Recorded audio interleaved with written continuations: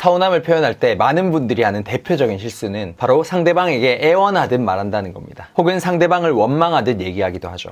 넌 이래서 문제야. 그래서 내가 얼마나 서운했는지 알아?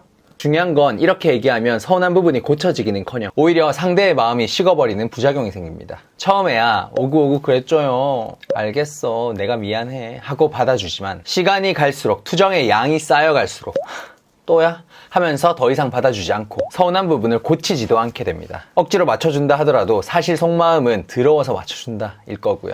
소탐대실. 서운한 부분을 고치려다 둘 사이에 좋은 감정까지 깨져버리게 되는 거죠. 기억하셔야 할 건 둘은 의무적인 관계가 아닌 자발적인 관계라는 겁니다. 서로 좋은 면을 보고 행복해지자고 만나는 거잖아요. 상대방 역시 투정을 받아주려고 나랑 만나는 게 아니기 때문에 상대가 내 서운함을 진심으로 받아들이고 기꺼이 고치게 만들려면 지금부터 제가 얘기할 매력적인 투정 방식을 사용해야 합니다. 매력적인 투정은 차례대로 4단계를 하시면 돼요. 첫 번째, 딱 3마디만 하라. 서운한 부분을 딱 3마디로 요약해서 말하세요. 네가 지금 혹은 저번에 이렇게 했었잖아. 난 그때 기분이 이랬어. 별로더라. 서운했어. 이때 포인트는 말투에 감정을 실어서는 안 된다는 겁니다. 그러면 내가 아무리 맞는 말을 한다 하더라도 듣는 상대가 기분이 나빠서 감정 싸움으로 번지게 돼요. 무심한 듯 이성적인 톤으로 담담하게 사실 전달만 깔끔하게 한다고 생각하시면 됩니다. 어떻게 보면 싸늘할 수 있는 사무적인 톤으로 얘기하는 거죠. 만약 내가 도저히 감정 컨트롤을 못해서 3마디로 깔끔하게 못하고 구구절절 징징대면서 얘기할 것 같다면 미리 할 말을 적어두시는 것도 좋습니다. 두 번째, 돌아서라. 그리고 상대의 대답을 기다리지 말아야 돼요. 얘기한 다음에 그냥 그렇다고만 알고 있어 라고 가볍게 넘기든 어쨌든 아까 그거 있잖아 하면서 대화 주제가 넘어가든 서운한 부분에 대해 길게 얘기하지 않고 휙 돌아서야 합니다. 왜냐하면 나의 서운한 표현에 대해 상대가 부담감이나 성가심을 느끼지 않아야 하니까요.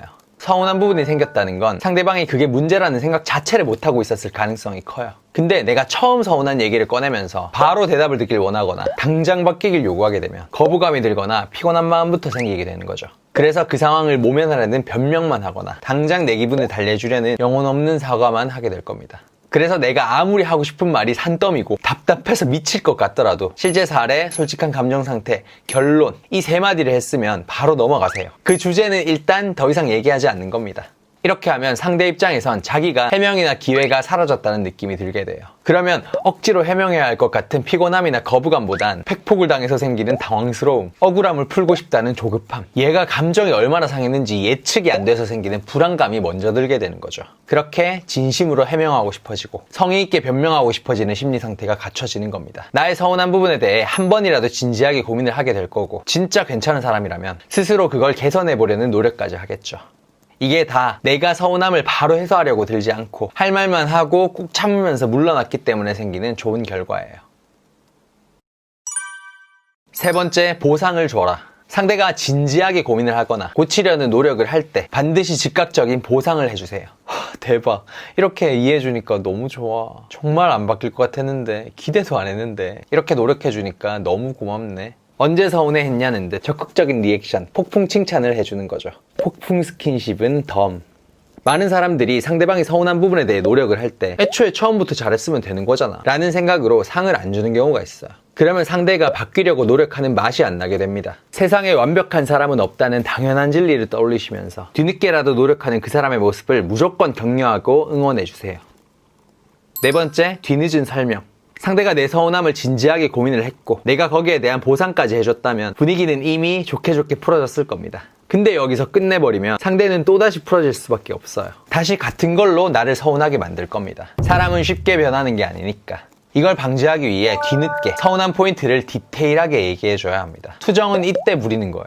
다 풀렸을 때. 나 사실은 이러이러한 부분들이 진짜 서운했었거든. 그때 내가 얼마나 힘들었는데 그래도 결국엔 네가 이런 걸 이해해줘서 다행이야. 이러면 상대방은 이미 내 서운함이 다 풀렸다고 생각하기 때문에 이런 투정들을 편한 마음으로 들어주게 돼요. 1, 2, 3단계를 아주 잘하셨다면 심지어 그런 모습을 귀여워해주기까지 합니다. 그런 과정에서 내가 서운한 포인트를 더 정확히, 더 오랫동안 기억하게 되고 그만큼 더 신경 쓰게 되는 거죠. 반복 학습의 중요성.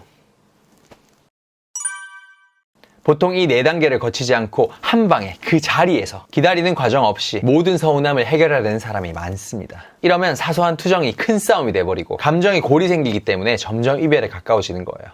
사소한 걸로 일일이 싸우다 결국엔 헤어졌어 하는 사연이 보통 이런 케이스죠. 우리는 누구를 만나든 서로 타고난 것도 살아온 환경도 모두 다를 수밖에 없습니다. 그렇기 때문에 어긋난 부분이 있는 것 자체가 문제인 건 아닌 거죠. 진짜 문제는 그 어긋남을 맞춰보려 하지 않을 때 시작되는 거예요. 좋은 관계를 위해 애쓰고 노력하는 걸 자존심 상해하지 마세요. 요즘 댓글에 왜 내가 맞춰야 돼? 좋은 사람이라면 내가 안 맞춰도 나한테 잘해줄 거야 라는 방어적인 태도의 말들이 가끔 보이던데, 죄송하지만 이런 마인드는 좋은 사람이 곁에 있다가도 도망갑니다. 좋은 사람, 나쁜 사람을 떠나서 누구에게나 서운한 포인트가 생길 수밖에 없고 안 맞는 부분이 있을 수밖에 없으니까 그냥 나부터 움직이는 사람이 되면 돼요. 그러면 그런 내 마음과 노력을 알아봐줄 좋은 사람이 결국 날 알아보고 곁에 있어주는 거죠. 서로 맞춰가는 연애 방식이 이해되셨다면 구독과 좋아요 부탁드리고요. 저는 연애를 밝힌 남자 파코였습니다. 그때 내가 얼마나 힘들었는데. 알았어.